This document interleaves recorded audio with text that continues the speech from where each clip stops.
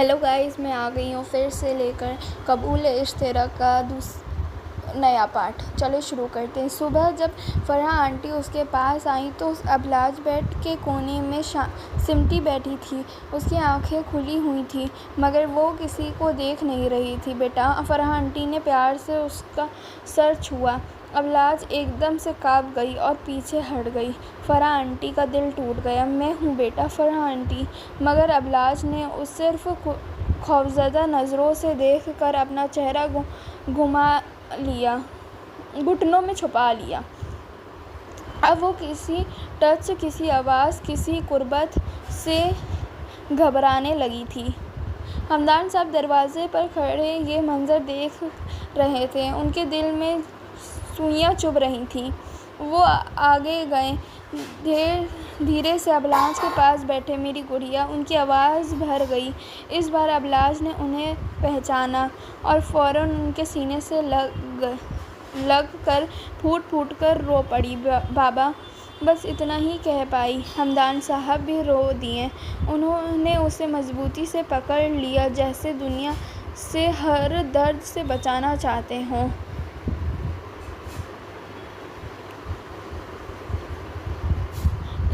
मगर असली इम्तिहान अभी बाकी था।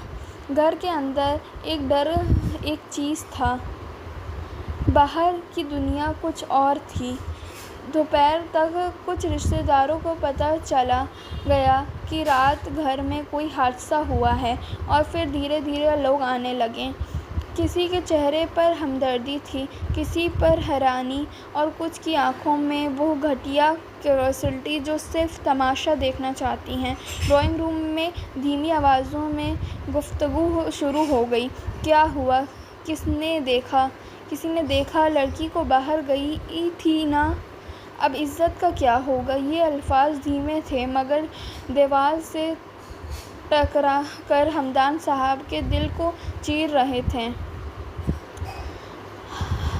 आखिर हमदान साहब से बर्दाश्त नहीं हुआ। वो ड्राइंग रूम में आए और सख्त आवाज़ में बोले, बस, मेरी बेटी कोई तमाशा नहीं है। सब चुप हो गए। उनकी आंखों में आंसू भी थे और आग भी।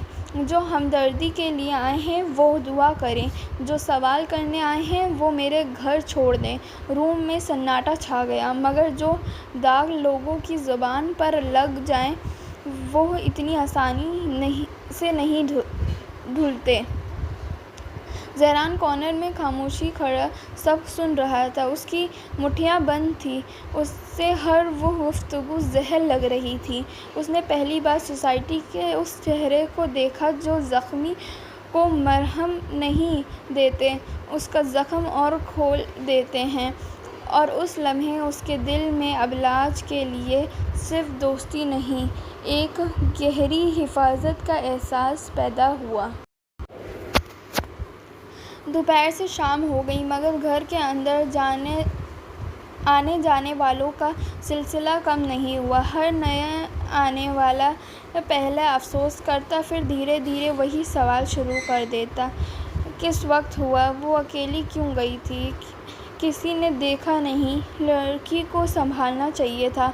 ये अल्फाज तीर बनकर हमदान साहब के सीने में लग रहे थे। उन्हें समझ नहीं आ रहा था कि लोग उनकी बेटी के दर्द को समझने आए हैं या उसे को कसूरवार बनाने। कमरे का दरवाज़ा पूरा बंद नहीं था। बाहर की गुफ्तगू, धीमी आवाज़ें और कुछ साफ जुमले अंदर तक आ रहे थे। अबलाज बेड पर बैठी थी। घुटनों से उसका गला बंद हो रहा था। उसने साफ सुना, अब ऐसी लड़की का रिश्ता कौन करेगा? दूसरी आवाज़ आई, इज्जत एक बार चली जाए तो वापस नहीं आती। अबलाज का रंग सफ़ेद पड़ गया। उसकी उम्र भी अभी बचपना थी मगर उसने इतना समझ लिया कि लोग उसे तरस नहीं, दाग की नज़र से देख रहे हैं। उसकी आंखों से आंसू फिर बह गए। उसने अपने कान दोनों हाथों से बंद कर लिए। नहीं, वो सिसक गई। فرحہ آنٹی نے بھی یہ باتیں سن لی تھیں۔ وہ ڈرائنگ روم میں آئیں اور سخت لہجے میں بولیں، کیا آپ لوگوں کو شرم نہیں آتی؟ ایک بچی تکلیف میں ہے اور آپ اس کی مستقبل ناپ رہے ہیں؟ ایک عورت نے دھیرے سے کہا، ہم تو بس فکر کر رہے ہیں۔ فرحہ آنٹی کی آنکھوں میں غصہ بھر آیا، یہ فکر نہیں، ذلت ہے۔ روم پھر خاموش ہو گیا۔ حمدان صاحب اپنے اسٹڈی روم میں چلے گئے۔ دروازہ بند کر کے وہ کرسی پر گر سے گئے۔ ان کے ہاتھ کانپ رہے تھے۔ میری بچی نے کیا گناہ کیا تھا؟ انہوں نے ٹوٹ کر کہا۔ ایک باپ کے لیے اس سے بڑی بے بسی کیا ہوتی کہ وہ بیٹی کا درد دیکھ رہا ہو اور کچھ کر نہ سکے۔ ان کے آنسو رک نہیں رہے تھے۔ شام کے قریب فرحہ آنٹی نے ذیان کو کہا، جا کر دیکھو ابلاج سوئی ہے یا نہیں۔ ذیان دھیرے سے کمرے کے دروازے تک گیا۔ ابلاج بیڈ کے کونے میں گھٹنوں کے لگے بیٹھی تھی۔ اس کا چہرہ آنسوؤں سے بھرا ہوا تھا۔ ذیان کچھ لمحے چپ چاپ دیکھتا رہا۔ اس کے پاس کوئی الفاظ نہیں تھے۔ پھر وہ دھیرے سے آگے بڑھا، ابلاج۔ ابلاج نے سر اٹھایا۔ اسے دیکھتے ہی اس کی آنکھوں میں پھر آنسو بھر گئے۔ ذیان نے بہت نرمی سے کہا، میں ہوں، بس 2 الفاظ۔ مگر ان 2 الفاظ میں پہلی بار اسے ہلکا سا سہارا محسوس ہوا۔ ذیان دھیرے دھیرے اس کے قریب آیا تاکہ اسے ڈرائے بغیر اس کے پاس بیٹھ سکے۔ ابلاج اب بھی گھٹنوں میں سمٹی ہوئی تھی۔ اس کا چھوٹا سا چہرہ آنسوؤں اور خوف سے بھرا ہوا تھا۔ ذیان بیڈ کے دوسرے کونے پر بیٹھ گیا۔ کچھ لمحے دونوں کے درمیان صرف خاموشی رہی۔ کمرے میں باہر سے آتی ہلکی روشنی تھی اور اندر صرف سسکیوں کی آواز۔ ابلاج، اس نے بہت دھیمی آواز میں کہا۔ ابلاج نے آنسو بھری آنکھوں سے اس کی طرف دیکھا۔ ذیان کو سمجھ نہیں آ رہا تھا کہ کیا کہے۔ وہ خود بچہ تھا، مگر اس وقت اسے محسوس ہو رہا تھا کہ اگر اس نے کچھ نہ کہا تو ابلاج اور ٹوٹ جائے گی۔ اس نے ہلکی سی ہمت کر کے کہا، میں کسی کو تمہیں تنگ نہیں کرنے دوں گا۔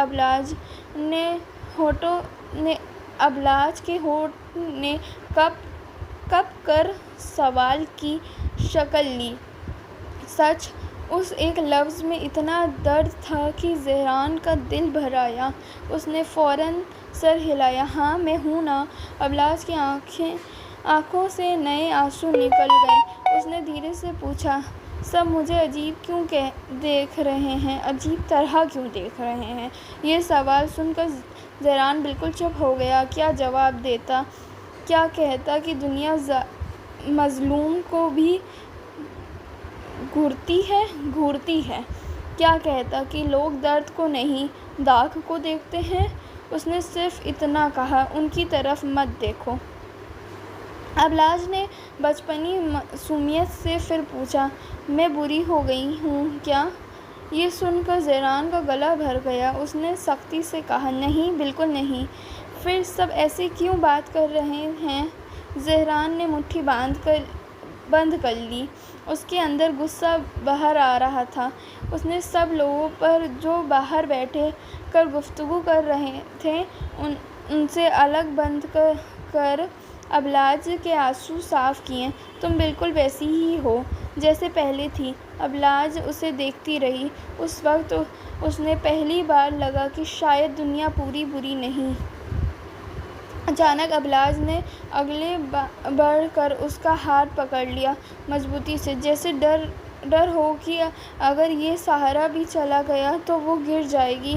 مت جانا، اس نے ٹوٹی ہوئی آواز میں کہا۔ ذیان نے اس کا ہاتھ واپس دبایا، نہیں جاؤں گا۔ اور وہ سچ میں بہت دیر تک وہیں بیٹھا رہا۔ اس رات 2 بچوں کے درمیان ایک ایسا رشتہ بندھا جو الفاظوں سے نہیں، درد سے بنا تھا۔ دروازے کے باہر کھڑی فرحہ آنٹی یہ منظر دیکھ کر رو پڑی۔ حمدان صاحب نے بھی دیکھا اور ان کے دل میں ایک چھوٹی سی تسلی اتری، کم سے کم ان کی بیٹی بالکل اکیلی نہیں تھی۔ تو گائز یہ والا پارٹ یہیں پہ اینڈ کرتے ہیں، پھر ملتے ہیں نیکسٹ پارٹ کے ساتھ۔ جب تک کہ آپ میرے چینل کو سبسکرائب کر دیجیے گا، ویڈیو کو لائک کر دیجیے گا، اور تھینکس فار واچنگ۔